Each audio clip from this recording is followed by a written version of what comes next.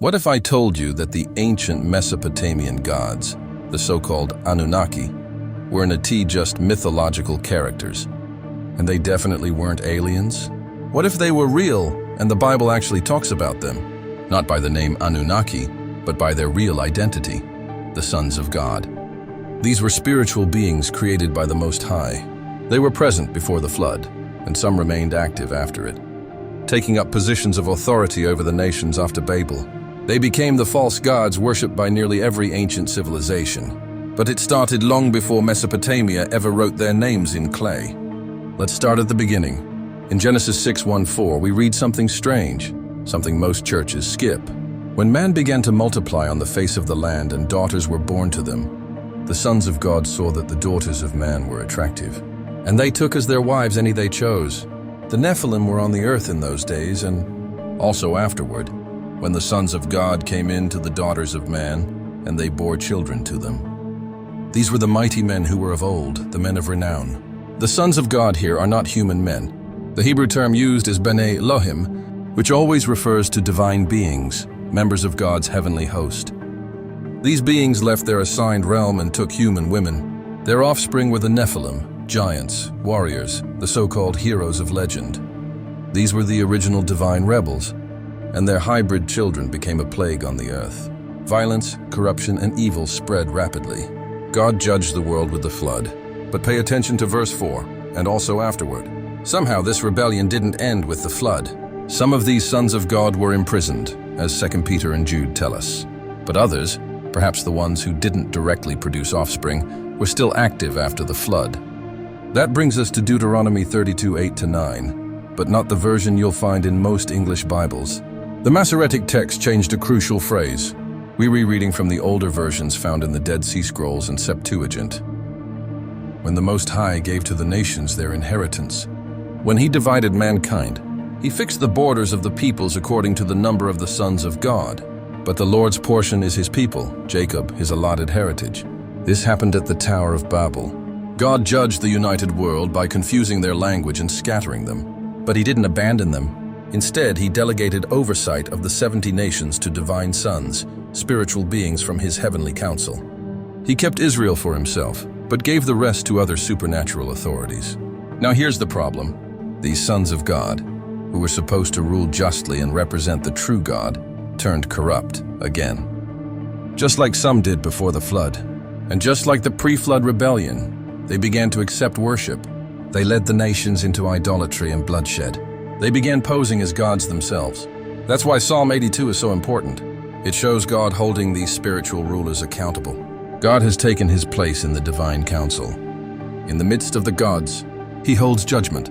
How long will you judge unjustly and show partiality to the wicked? I said, you are gods, sons of the Most High, all of you. Nevertheless, like men you shall die and fall like any prince. They were supposed to rule righteously. They failed, and God pronounced their doom. Now let's bring it back to Mesopotamia. The earliest civilizations, Sumer, Akkad, Babylon, Assyria, all had rich pantheons of gods. In their records, these gods were powerful beings who came from the heavens. They ruled over cities. They taught humanity knowledge, and they were feared and worshipped. The Sumerians called them the Anunnaki, offspring of the sky god Anu. In some records, they came down to earth and established rule over humanity. They controlled destinies. They were said to be 70 in number, matching the 70 nations from Genesis. They weren't inventing this from nowhere. They were remembering the sons of God, real beings that ruled over real nations. Beings God originally placed in power after Babel. Beings who later became false gods in every nation under heaven. The Anunnaki were just the Mesopotamian name. In Canaan, they were Baal, Moloch, Asherah. In Egypt, they were Osiris, Isis, and Horus. In Greece, Zeus, Apollo, Artemis. In Babylon, Marduk. In every case, it was a fallen spiritual being posing as a god. And just like Genesis said, they were on the earth in those days and also afterward. Now let's bring in Gobekli Tepe. This megalithic site is located in modern-day Turkey. Archaeologists date it to over 11,000 years ago using radiocarbon methods. It's older than the pyramids, Stonehenge, and any known written language. Massive T-shaped pillars, advanced carvings, astrological alignments, animal symbolism, strange humanoid forms. It's an engineering marvel, and yet supposedly built by hunter-gatherers with stone tools. And it was intentionally buried by someone, covered up and hidden until rediscovered in the 1990s. Now here's what they don't mention. Carbon dating becomes unreliable the farther back you go, especially beyond 5,000 to 10,000 years.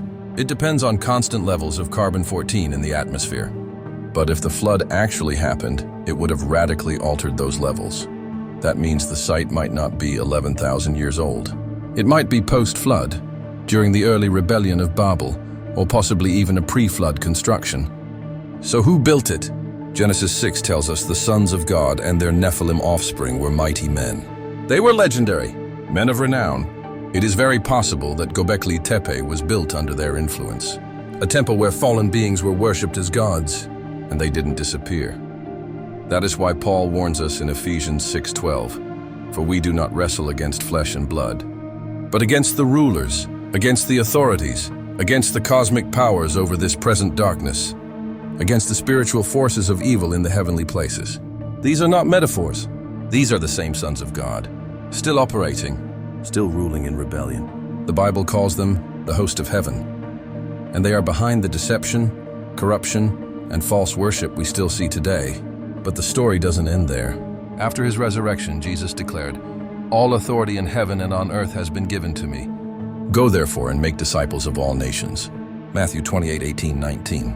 This wasn't just a command. It was a declaration of conquest. Jesus came to reclaim the nations, to undo what happened at Babel, to overthrow the fallen sons of God, and to establish a kingdom that cannot be shaken. Revelation 11:15 says, "The kingdoms of this world have become the kingdoms of our Lord and of his Christ, and he shall reign forever and ever." So now you know, the Anunnaki were real, but they weren't gods. They were the fallen sons of God. The same ones from Genesis, the same rulers assigned to the nations after Babel in Deuteronomy 32, and the same powers still active in rebellion until Christ returns. If this helped you connect the dots, like the video, subscribe, and drop a comment below. And if you're just here to argue and throw down theology, hey, we'll pray for you. God bless you. Stay sharp, stay grounded. And remember, this war started at Babel, but it ends with Jesus Christ seated above all powers, all rulers, and every name that is named,